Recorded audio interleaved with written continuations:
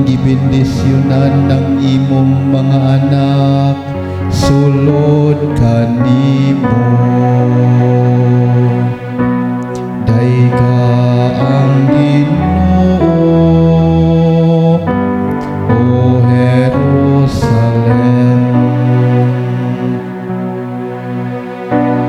Misugo siya sa kayutaan, makusog nga midagan ang iyang pulong.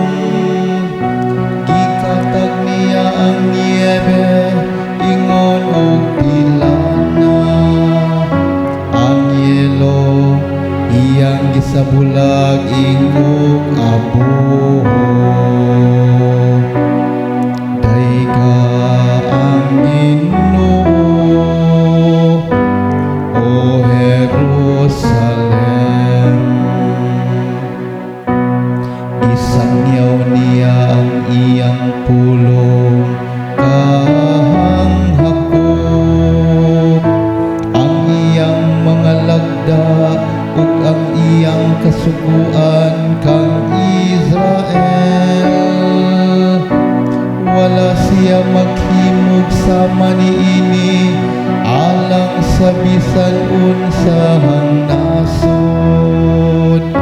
Ang iyang kasuguan wala niya ipahibalo kanila.